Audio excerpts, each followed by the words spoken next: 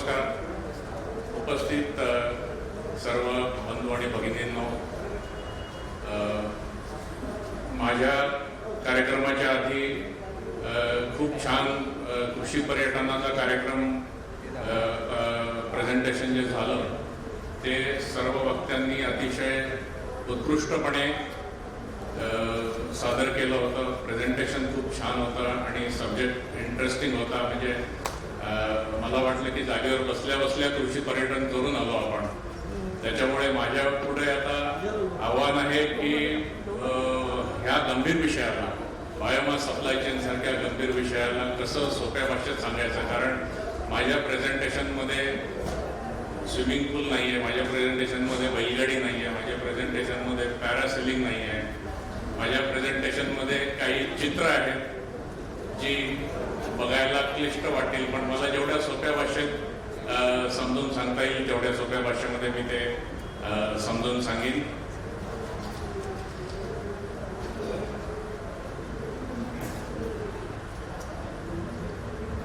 So माझी एक दोन वाक्यात ओळख करून देतो. माझं नाव सतीश चिंचाळकर.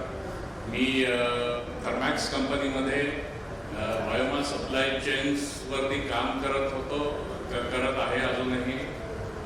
साधारण देशभरामध्ये बायोमास सप्लाय चेन्स 30-40 ठिकाणी आम्ही हे केल्या होत्या, तयार केल्या आहेत, त्या चालू आहे. काही शेकडा टन बायोमास कलेक्शन, ॲग्रिगेशन, प्रोसेसिंग आणि कन्झम्पशन, त्याचा वापर हे रोजच्या दिवसात करतो. आणि दुसरी कंपनी आहे बायोफ्युएल सर्कल, ज्याच्याशी मी संलग्न आहे की याच्यामधली जी आव्हानं आहेत बायोमासच्या याच्यामध्ये आणि ज्या संधी आहेत त्या ओळखून बायोफ्युएल सर्कलनी पण काही चांगल्या संकल्पना मांडलेल्या आहेत ज्या मी आता तुम्हाला सादर करीन. बायोमास म्हणजे काय, म्हणजे बायोमास आपण जे म्हणतो ते बायोमास म्हणजे या चित्रामध्ये जे दाखवलेलं आहे की शेतामध्ये हार्वेस्टिंग झाल्यानंतर, कापणी झाल्यानंतर किंवा मळणी झाल्यानंतर, प्रोसेसिंग झाल्यानंतर जो कचरा, ज्याला अवशेष म्हणतात, जे शिल्लक राहतात त्याला बायोमास म्हणतात. आता बायोमास दोन प्रकारचे असतात. एक शेतामध्ये तयार होतात आणि ते आपल्याला वापरता येऊ शकतात, आणि दुसरे जे असतात ते शेतामधून इंडस्ट्रीमध्ये जातात. जसं बगास असेल किंवा शेंगदाण्याची टरफल असतील किंवा कॉफीचे काही रेसिड्यू अवशेष असतात की जे शेतामधनं फॅक्टरीत जातात आणि फॅक्टरीमध्ये ते तयार होऊन मग ते इंधन म्हणून किंवा इतर उपयोगांसाठी वापरले जातात. तर हा जो बायोमास असतो, ह्या बायोमासचा वापर आपण किती प्रमाणात करतो, त्याच्यामध्ये किती संधी आहेत, काय आव्हानं आहेत, याच्यावर मी पुढची काही मिनिटं बोलणार आहे. तर हा जो बायोमास आहे याचं जर का आपण थोडक्यात विश्लेषण केलं तर आपल्या देशामध्ये दरवर्षी 650 दशलक्ष टन बायोमास हा तयार होत असतो. वेगवेगळ्या पिकांचे जे अवशेष राहतात त्याच्यावरनं. आणि संबंध जगात जर बघितलं तर 140 अब्ज टन हा निर्माण होतो. 140 अब्ज टन बायोमास जो आहे तो प्रामुख्याने जे जगामध्ये इंधन म्हणून वापरलं जातं ते जमिनीखालचं इंधन असतं. म्हणजे कोळसा किंवा खनिज तेल, पेट्रोल असेल, डिझेल असेल, हे वापरलं जातं. हा जो बायोमास आहे जगातला, तो जर का आपण सगळा इंधन म्हणून वापरला तर जवळजवळ 50 अब्ज टन जमिनीखालचं जे इंधन आहे ते आपल्याला वापरायला लागणार नाही. आणि ह्याच्यामधनं एक व्हॅल्यू निर्माण होईल. याची किंमत सगळ्या लोकांना, या व्हॅल्यू चेन, सप्लाय चेनमधल्या सगळ्या घटकांना त्याचं व्हॅल्यू आपल्याला मिळू शकेल. असं ते एवढा त्याच्यामध्ये स्कोप आहे. आपण गेल्या इथे हा जो डावीकडे ग्राफ दाखवला आहे हा बारीक आहे, याच्या डिटेलमध्ये जायची आवश्यकता नाही, पण थोडक्यात सांगतो की ही आपल्या देशामध्ये मागच्या 3 दशकांमध्ये जे उत्पन्न झालं, जे बायोमास निर्माण झाला, तो जर पाहिला तर त्यात प्रत्येक पिकाचं, डावीकडे पिकं आहे शुगर केन आहे, सोया आहे, गहू असेल, हे असेल, तर त्याच्यामध्ये दर 10 वर्षांनी 2010चा डेटा आहे, 2020चा डेटा आहे आणि 2030 मध्ये काय होणार आहे तो डेटा आहे. तर आपल्याला लक्षात येईल की याच्यामध्ये वाढ होते आहे, आपल्या कृषी उत्पन्नामध्ये वाढ होते आहे आणि कृषी उत्पन्नामध्ये जशी वाढ होते तसं त्याच्या अवशेष म्हणजे जे शेतकचरा असतो, बायोमास असतो, त्याच्यामध्ये पण त्या प्रमाणामध्ये वाढ होत जाते.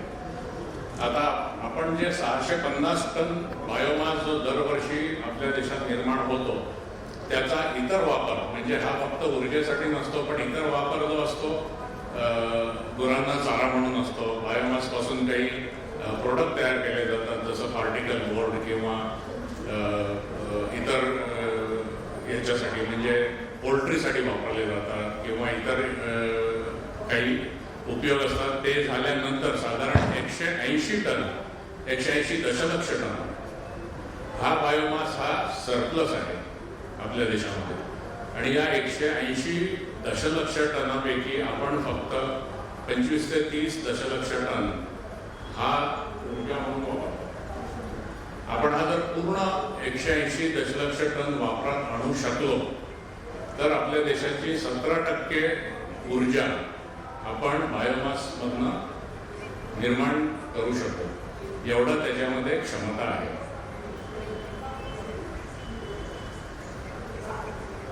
आणि आता परिस्थिती अशी असते की यातला बराचसा बायोमास हा एकतर कुजतो किंवा जमिनीमध्ये हे करतात किंवा बऱ्याच ठिकाणी जाळून टाकतात, कारण पुढचं पीक घ्यायचं असतं. कारण ही जी विंडो अवेलेबल असते तो बायोमास गोळा करायची ती अगदी थोडी असते. ती 30 दिवस 45 दिवस असते बऱ्याचशा पिकांना आणि काही पिकांना ती 90-120 दिवसापर्यंत असते. जसं कापूस असेल तर त्याला साधारण फेब्रुवारीपासून एप्रिल मे पर्यंत 90 दिवस 120 दिवस मिळतात. परंतु सोया असेल किंवा पंजाबमध्ये जसं पॅडिस्ट्रो आहे तिथे अक्षरशः 30 दिवसाची विंडो असते, कारण पुढचं पीक लगेच घ्यायचं असतं. आणि साधारण ती पिकं ऑक्टोबर-नोव्हेंबरमध्ये हार्वेस्टिंगला येतात आणि पुढचं पीक लगेच त्याच सीझनमध्ये घेतलं जातं. त्याच्यामुळे ह्या विंडोमध्ये ते इव्हॅक्युएट जर नाही झालं तर ते जाळून टाकलं जातं. ही सत्य परिस्थिती आहे.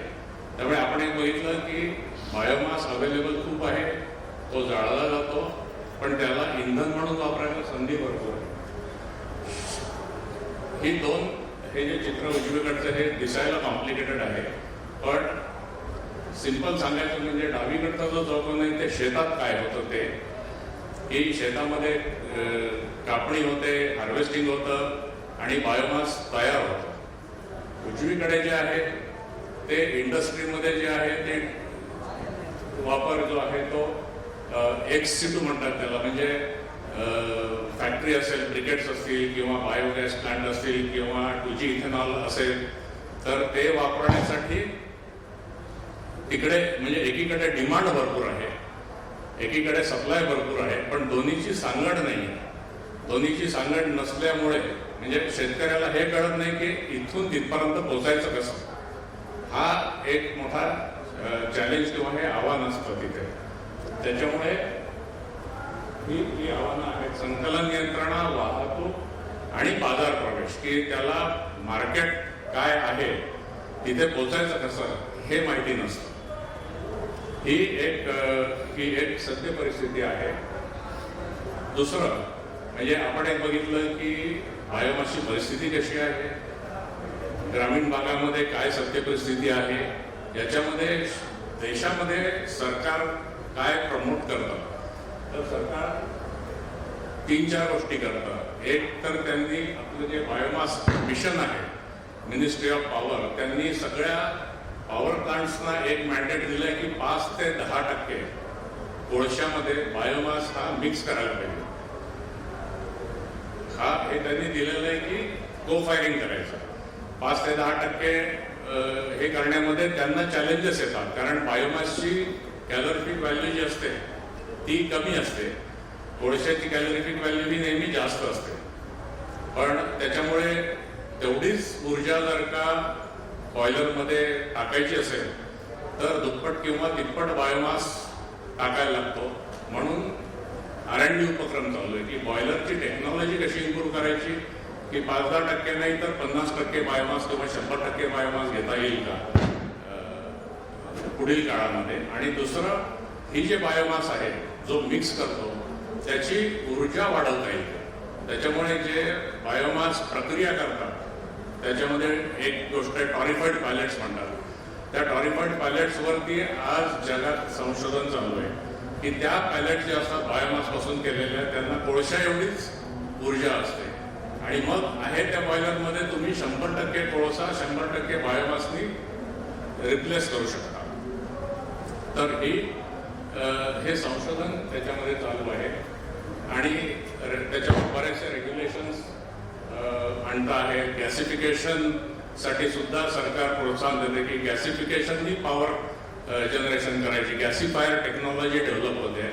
सो बऱ्याचशा टेक्नॉलॉजीज R&D सेंटर्समध्ये सरकारच्या आणि प्रायव्हेट R&D प्रायव्हेट कंपन्यांच्या आणि एज्युकेशन म्हणजे शैक्षणिक संस्था ज्या आहेत त्या पण याच्यावर बरंच संशोधन करत आहेत. आता आपण एक बघू की हे बायोमास कुठे कुठे वापरता येऊ शकतं. तर एक आहे इंडस्ट्रीमध्ये, म्हणजे आपल्याला कुठलीही वस्तू असेल प्रोसेसिंग करायची, औषध असेल, फूड निर्मिती असेल, कुठल्या व्हाईट गुड्स असतील, सगळीकडे फॅक्टरीला ऊर्जा लागते.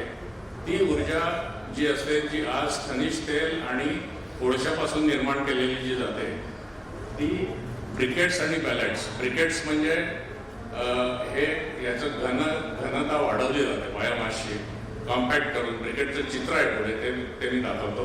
त्याला आपल्या स्थानिक याच्यात गट्टू म्हणतात. आणि पॅलेट्स असतात ते छोटे 8 मिलीमीटरचे असतात. तर ते इंडस्ट्रीमध्ये ते वापरू शकतात.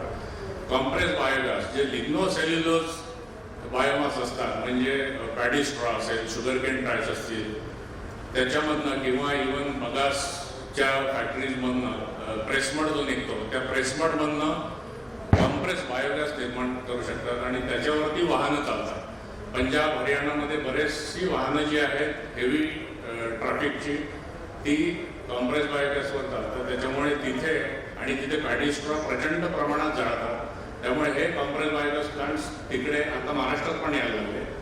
तिथे मोठ्या प्रमाणामध्ये हे बायोगॅस निर्माण केले जातात, प्लांट्स निर्माण केली जातात. तिसरं बायोडिझेल 2G इथेनॉल हे पण आहे. आणि या दोन्ही याच्यामधनं जे घन आणि द्रव्य स्वरूपामध्ये डायजेस्टेड निघतं त्याचा फर्टिलायझर म्हणून वापर करू शकतात. आणि अजून एक उपयोग म्हणजे सायलेज, म्हणजे पौष्टिक चारा. बऱ्याचशा जनावरांना पौष्टिक टिकून राहतात, फॉर्मेट करतात. आणि बरेचसे फाउंडेशन्स किंवा स्वयंसेवी संस्था हे बनवतात. बायफसारखी संस्था आहे ती या सायलेजमध्ये बराचसा रिसर्च केला आहे. उरुळी कांचनमध्ये त्यांचं जे केंद्र आहे तिथे ते मक्याच्या रेसिड्यूपासून सायलेज बनवतात प्राण्यांसाठी. तर उपयोग भरपूर आहे. ऊर्जेची वापर करण्याच्या संधी खूप आहेत. इकडे शेतामध्ये ऊर्जा भरपूर आहे, पण या दोघांची सांगड कशी घालायची याच्यासाठी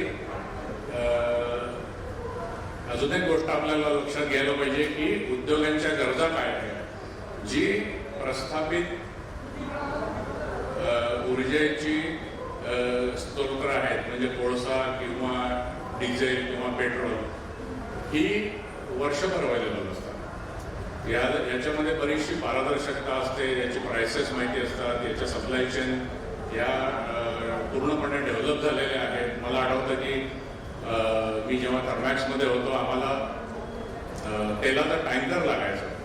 तो टँकर आम्ही मागवला की आम्हाला आज 3 वाजता पाहिजे, उद्या संध्याकाळी पाहिजे, परवा मध्यरात्री पाहिजे, तर तो त्यावेळेला बरोबर यायचा. कारण त्याचं प्लॅनिंग शेड्युलिंग सगळं व्यवस्थित झालेलं असतं. आणि ही ऊर्जा जी असते इंडस्ट्रीजला 12 महिने लागते. पण आपल्याला जे बायोमास असतो तो वर्षातनं एकदा निघतो आणि तो 12 महिने त्याचा सप्लाय जर करायचा असेल तर तो ॲग्रिगेट करून त्याचं स्टोरेज करायला पाहिजे, किंवा त्याचं प्रोसेसिंग करून तो ठेवायला पाहिजे, किंवा ब्रिकेटवाल्याकडे तो देऊन ठेवायला पाहिजे की जेणेकरून त्याचा दर्जा चांगला राहील वर्षभर आणि वर्षभर तो उपलब्ध असेल, योग्य किमतीत उपलब्ध असेल, योग्य क्वालिटीत उपलब्ध असेल. तर हा जो चॅलेंज आहे आणि ही जी डिमांड होती त्याच्यावरती बायोफ्युएल सर्कलनी एक संकल्पना पुढे आणली आणि ही आता आम्ही राबवतो आहोत की ह्या सप्लाय चेनमध्ये जे घटक आहेत त्याच्यामध्ये शेतकरी आले, त्याच्यामध्ये रूरल बिझनेसेसमध्ये ॲग्रिगेशन आहे, स्टोरेज आहे, ब्रिकेट प्रोसेसिंग आहे, त्याला लागणारे आता हे जर करायचं असेल तर त्याला भांडवल लागतं, काही ठिकाणी इन्व्हेस्टमेंट लागतं. ॲग्रिगेशन करायचं म्हणजे ॲग्रिगेशनसाठी आपल्याला अवजारं लागतं, म्हणजे कॉटन स्टॉक असेल तर श्रेडर लागतात किंवा गेट राईस असेल तर बेलर लागतात, सोयाला थ्रेशर्स असतात, तर त्याच्यासाठी भांडवल, ब्रिकेटिंग प्लांट असेल तर शेतकरी संघटना किंवा आणि याच्यात केंद्रबिंदू शेतकरी आहे. तर हे सगळे लोक हा एक डिजिटल प्लॅटफॉर्म आहे. म्हणजे ज्या वेळेला आपल्याला मोठ्या प्रमाणावरती जर का ही सगळी आणायची असतील उद्योगांना जी पाहिजे त्या, तर ह्या सगळ्यांची सांगड घालणं जरुरी आहे. तर हा डिजिटल प्लॅटफॉर्म जास्तीत जास्त शेतकऱ्यांपर्यंत जाऊ शकता आणि यातले जे प्रत्येक घटक आहे प्रत्येक घटकाचं त्याच्यात फी बघितलं जातं. मला पेमेंट डिजिटली त्याच्या बँक अकाउंटला जातं, पण त्या ट्रान्झॅक्शनला पण कुठलेही त्यांना चार्जेस नसतात. शेतकऱ्यांसाठी हे पूर्णपणे फ्री असतं. त्याच्यामुळे आणि काही शेतकऱ्यांकडे ट्रॅक्टर्स असतील की जे फक्त वर्षात काही दिवस वापरले जातात पण उरलेले दिवस वापरले जात नाही, त्या ट्रॅक्टर्सना वर्षभर भाडं मिळू शकतं. कोणाकडे जर का जागा असेल की जी पडीक आहे की जिथे पिकं घेतली जात नाही, तर त्याला स्टोरेजमध्ये कन्वर्ट करता येतं. ॲग्रिगेशन जर झालं पूर्ण, साधारण एका ब्रिकेटिंग मशीनचं उत्पादन असतं 15 टन पर डे. म्हणजे 300 दिवस जर चालवलं तर 4,500 टन हे त्याला लागतं. 4,500 टन साधारण 10 गावांमधनं गोळा करू शकते. की 10 गावांमध्ये 10 गावं साधारण 5 ते 7 किलोमीटरमध्ये येतात. 200 शेतकरी असतात. ॲव्हरेज एका शेतामध्ये 1 टन ते 2 टन रेसिड्यू निघतो, कुठलं पीक आहे त्याप्रमाणे. आणि एक ब्रिकेटिंग मशीन हे 300 दिवस चालू शकतं. तर हे सगळे जे आहेत हे त्या डिजिटल प्लॅटफॉर्म असतात. म्हणजे आता मी जर शेतकरी असेल आणि माझ्या शेतात 1 टन रेसिड्यू असेल तर मला माहिती नाही की काय करायचं, पण मला माझ्या मोबाईलवरती दिसत आहे, मोबाईल बेस्ड आहे की याला घेणारे कोण कोण आहेत, ते काय काय भावात आहेत आणि मी त्याला विकू शकतो प्लॅटफॉर्मवरती. आणि विकलं की ट्रान्सपोर्ट येऊन ते त्याच्या शेतातनं घेऊन जाईल. ओके, इतका हा सोपा आहे. आणि ह्या रजिस्ट्रेशनला किंवा या ट्रान्झॅक्शनला 1.5 मिनिट लागतो. ही अशी इकोसिस्टम तयार केलेली आहे की जेणेकरून हे जे सगळे भागधारक आहेत हे एकमेकांशी संवाद साधू शकतात आणि ट्रान्झॅक्शन्स करू शकतात. तर ही तिहेरी बाजारपेठ आहे की जिथे शेतकरी आहे आणि दुसरीकडे उद्योग आहे आणि मध्ये हे प्रोसेसिंग युनिट्स आहेत, ॲग्रिगेशन, स्टोरेज आणि ब्रिकेटिंग. हे सगळं ट्रान्झॅक्शन्स ही प्लॅटफॉर्मवरती बायोफ्युएल सर्कलच्या होतात. आणि म्हणून याला एक परिपूर्ण उपाययोजना म्हटलंय की जिथे शेतकरी शोधा, म्हणजे डिस्कवर म्हणतात की माझा माल विकत घ्यायला कोण आहे हे मला जागेवर बसून कळतं. दुसरं, मी माझा रिक्वायरमेंट पब्लिश करू शकतो की मला हा माझा माल विकायचा आहे आणि मला एवढ्या रुपयाला विकायचा आहे, एवढी क्वांटिटी आहे आणि इतके दिवस मी तो विकणार. तर तुम्हाला त्याच्यावर रिस्पॉन्स मिळू शकतो. रिस्पॉन्स जर तुम्हाला मिळाला तर करार म्हणजे त्याचं डील होतं. प्लॅटफॉर्मवरती तुम्ही एकमेकांचं प्राईस, क्वांटिटी, स्पेसिफिकेशन मॅच झालं तर डील होतं. डील झालं की शेड्युलिंग होतं. जसं मी म्हटलं तेलाच्या टँकरचं शेड्युलिंग होतं तसं याचं पण शेड्युलिंग होतं. शेतकरी सांगू शकतो की या बुधवारी माझ्याकडनं उचला, बुधवारी त्याच्याकडे गाडी जाईल आणि ते उचललं जाईल. ट्रान्सपोर्ट अरेंज केलं जातं, त्याचा इनव्हॉइस निघतो आणि पेमेंट त्यांच्या खात्यामध्ये वेळेच्या वेळी जमा होतं. याच्यासाठी निगोसिएशन पण करता येतात. इथे जे वर दाखवलंय खरेदी विक्री, बोली, ऑफर, लिलाव, हे सुद्धा ते डिजिटल म्हणजे कोणाशी फोनवर न बोलता हे करू शकतात. जोपर्यंत ते डील होत नाही तोपर्यंत त्यांना माहिती पण नसतं की कोणाबरोबर डील होणार आहे. डील झाल्यानंतर त्याला कळतं की या गावात मला मटेरियल पाठवायचं आहे आणि त्याच्यासाठी लागणारं ट्रेड फायनान्स ही पण व्यवस्था त्याच्यामध्ये केली असते. कोणाला वर्किंग कॅपिटल हवं असेल तर ती पण व्यवस्था केली असते. तर साधारण एक बाजारपेठ म्हणजे आता नागपूर जिल्हा म्हणला किंवा पुणे जिल्हा म्हणला, कारण हे बायोमास जे आहे ते फार लांब ट्रान्सपोर्ट करता येत नाही. साधारण 25 ते 50 किलोमीटर रेडियसमध्ये हे चालू शकतं. त्याच्यापेक्षा जास्त रेडियसमध्ये गेलो तर त्याचा ट्रान्सपोर्ट वाहतुकीचा खर्च जास्त होतो. त्याच्यामुळे एका याच्यामध्ये साधारण आपण प्रतिवर्षी 1 लाख टन हे गोळा करू शकतो. साधारण 30,000 एकर आणि 15,000 शेतकरी हे करू शकतात. तर अशा स्थानिक बाजारपेठा ह्या आपण याच्यामध्ये तयार करू शकतो, जेणेकरून शेतकऱ्यांचा जास्तीत जास्त फायदा होईल, याच्यामध्ये इंडस्ट्रीजला फायदा होईल. आणि जेवढं आपण त्या 180 दशलक्ष टन जे होतं त्यातलं जेवढा आपण इंडस्ट्रीला अवेलेबल करू तेवढं इंडस्ट्री कोळशाचा वापर बंद करेल, तेलाचा वापर बंद करेल. आणि म्हणजे मार्केट हे खूप आहे, फक्त ते राबवण्याची यंत्रणा आपल्याकडे जर असेल तर ह्या अशा लोकल बायोमास बँक म्हणतात याला. एक प्रत्येकाचं पुढच्या स्लाईडमध्ये आहे की हे बायोमास बँक फ्रँचायझी म्हणजे एखादी जर का फार्मर प्रोड्युसर ऑर्गनायझेशन असेल किंवा एखादा शेतकरी गट असेल किंवा महिला बचत गट असेल तर त्या बायोमास बँक फ्रँचायझी येऊ शकतील आणि त्यांना ही पूर्ण इकोसिस्टम अवेलेबल असते की वित्तपुरवठा सेवा भागीदार आहे, इक्विपमेंट रेंटनी पण देणारे लोक या प्लॅटफॉर्मवर असतात की जे बेलर रेंटवर पाहिजे आहे किंवा शेल्टर रेंटवर हवा आहे. स्टोरेजेस आहे, ती स्टोरेजेस कशी असायला पाहिजे त्याचं पूर्ण स्पेसिफिकेशन आहे. लॅबॉरेटरीज आहेत, या बायोमास टेस्ट करायचं जे उपकरणं आहेत ती जगात कुठेही बायोमासचं टेस्टिंगचं उपकरण नाही जी ते सध्या वापरतात. बॉम्ब कॅलोरीमीटर म्हणतात, त्याच्यावर 1 ग्रॅमचं सॅम्पलवरती एका ट्रकमधल्या बायोमासचं टेस्टिंग केलं जातं की जी योग्य नाही आहे. तर त्याच्यासाठी काही प्रॅक्टिकल मेथड्स आम्ही डेव्हलप केल्या आहे की जेणेकरून मोठा सॅम्पल साईजवरती आपल्याला त्याची गुणवत्ता चेक करता येते आणि त्याची क्वालिटी डिसाईड करता येते. आणि जसं म्हटलं की ट्रान्सपोर्टेशन कोणाकडे जर ट्रॅक्टर असेल किंवा फ्लीट असतील तर ते वापरता येऊ शकतात. तर ही बायोमास बँकमध्ये शेतकरी आणि FPO हे केंद्रबिंदू आहे. आणि बाकीच्या ज्या सर्व्हिसेस आहेत, रेंटल सर्व्हिस, कलेक्शन सर्व्हिस, माफ करा ती स्लाईड इंग्लिशमध्ये आहे ती मला ट्रान्सलेट नाही करता आली, पण स्टोरेज आहे, ट्रान्सपोर्ट आहे आणि ब्रिकेटिंग, पॅलेटिंग वगैरे आहे. याच्यामध्ये मार्केट कनेक्ट, शेतकरी कनेक्ट, डिजिटल ऑपरेटिंग सिस्टम आणि सगळ्याच्या स्टँडर्ड ऑपरेटिंग प्रोसिजर्सचं डॉकेट आहे. म्हणजे जी कोणी FPO किंवा SHG किंवा शेतकरी गट असेल त्यांना जर का बायोमास बँक फ्रँचायझी म्हणून करायचं काम असेल आणि एका गावात समजा 200 शेतकरी असतील तर साधारण 300 ते 400 टन बायोमास त्या गावामधनं गोळा होऊ शकतो. आणि तो गोळा झाला तर तो इंडस्ट्रीला प्लॅटफॉर्मवरतीच तुम्हाला विकत घेणारा मिळेल, प्लॅटफॉर्मवरच ट्रान्सपोर्टर मिळेल, प्लॅटफॉर्मवरतीच तुम्हाला त्याला लागणारी मशिनरी मिळेल. आणि तो बायोमास जो शेतात जाळायचा, शेतात न जाळता जर का फॅक्टरीमध्ये जाळाला तर त्याचं सगळ्या घटकांना मधल्या पैसे पण त्याचा मोबदला पण मिळेल. म्हणजे ती व्हॅल्यू क्रिएट होईल.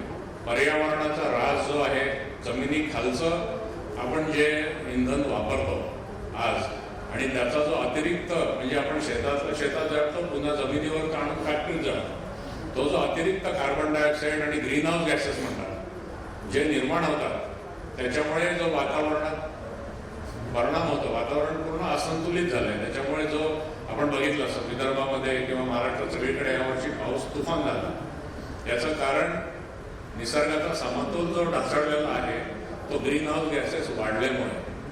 ते जर ग्रीन हाऊस गॅसेस आपल्याला परत ओरिजिनल याच्यात आणायचे असते की आपण जमिनी खालच्या कार्बनला हात लावणार नाही. जमिनीवरचा जो कार्बन आहे त्याचा कार्बन डायऑक्साईड होईल, तो पुन्हा झाडं शोषण करतील, ऑक्सिजन वेगळा करतील, कार्बन परत ठेवतील आपल्याकडे आणि तो कार्बन पुन्हा रिसर्क्युलेट होईल. त्याच्यामधनं जे खत निघेल डायजेस्टेड ते पुन्हा जमिनीत खत म्हणून जाईल. तर हा कार्बन जर जमिनीच्या वरती सर्क्युलेट होत गेला त्याला सर्क्युलर इकॉनॉमी किंवा कार्बन न्यूट्रल म्हणतात.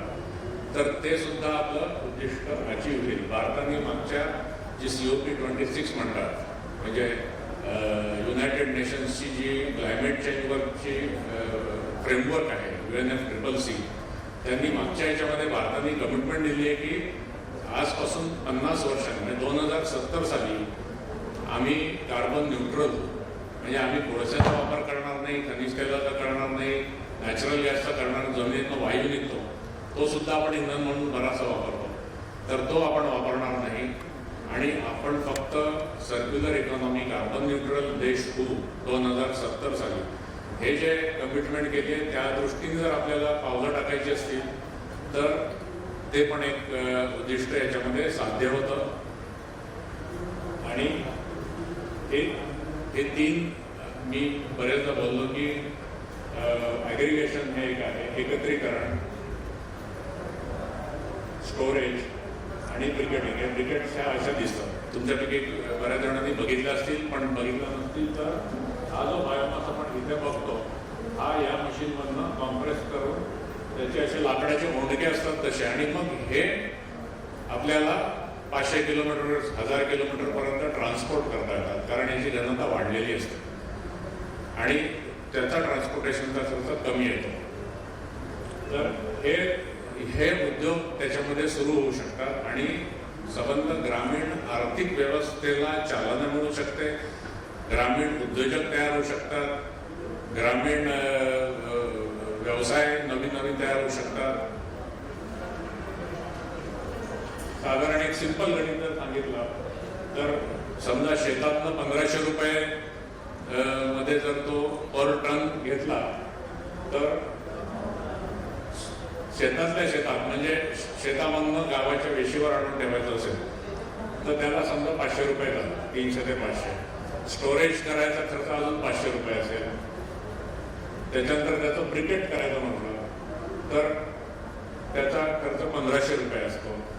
पुन्हा त्याच्यावर प्रॉफिट 750 रुपयाचा म्हटला तरी जी गोष्ट आज आपण जाळतो आहोत शेतामध्ये त्या याच्यामध्ये प्रत्येक जण काही ना काही याच्यामध्ये उत्पन्न करू शकतो. आज ह्या ब्रिकेटचा भाव हा जो जिना दाखवला याच्यापेक्षा कितीतरी जास्त आहे. जवळजवळ लोक दुप्पट सुद्धा पैसे देतात याच्यापेक्षा. हे ब्रिकेटिंग प्लांटचा फोटो आहे, हे पूर्ण महिलांनी चालवलेला आहे, सिंधुदुर्ग जिल्ह्यामध्ये आहे आणि सगळ्या महिला हे ब्रिकेटिंग प्लांट चालवतात. तर असे जे बायोमास फ्रँचायझीज मी म्हटलं होतं तसे आपण महाराष्ट्रात तयार करतो.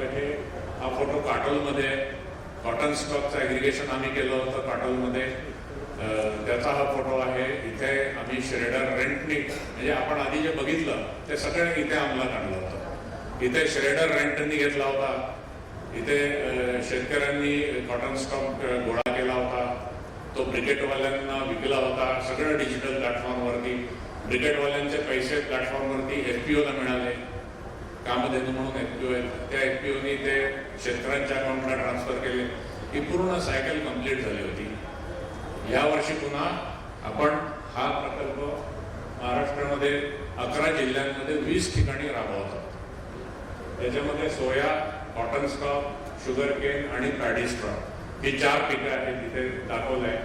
आणि नागपूर, अमरावती, यवतमाळ, हिंगोली, उस्मानाबाद, अहमदनगर, पुणे, धुळे, नंदुरबार, नाशिक आणि पालघर ह्या जिल्ह्यांमध्ये आपण हे प्रकल्प राबवत आहोत. आणि प्रत्येक ठिकाणी हे तिन्ही व्यवसाय किंवा 4ही व्यवसाय, रेंटलचा जर धरला वेगळा व्यवसाय तर रेंटल, एकत्रीकरण, स्टोरेज, ब्रिकेटिंग हे 4ही व्यवसायासाठी जे काय लागतं, वित्तपुरवठा असेल, मार्केट लिंकेजेस असतील, ट्रान्सपोर्टेशन असेल, हे सगळे प्रकल्प आपण ह्यावर्षी चालू आहे. त्यातला आता सोयाचं हार्वेस्टिंग सुरू आहे 4 जिल्ह्यामध्ये, अमरावती, हिंगोली, उस्मानाबाद आणि पुण्यामध्ये आंबेगाव तालुक्यामध्ये सोयाचं जे हार्वेस्टिंग चालू आहे तिथे रोज कलेक्शन चालू आहे, रोज गाड्या जातात, डिजिटल प्लॅटफॉर्मवर चालू आहे.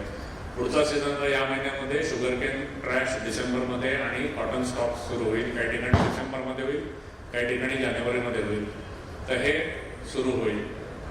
याच्याबद्दल म्हणजे ही गोष्ट अशी आहे की शेतकरी गट याच्यामध्ये फ्रँचायझी म्हणून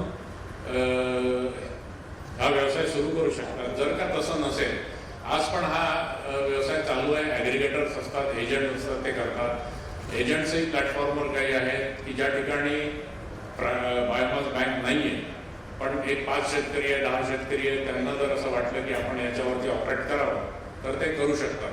त्याच्यावरती ऑपरेट ते रजिस्टर करू शकतात. त्याला कुठलाही चार्ज नाही आहे, कुठलीही सबस्क्रिप्शन फी नाही आहे. याचा उद्देश एक आहे की ग्रामीण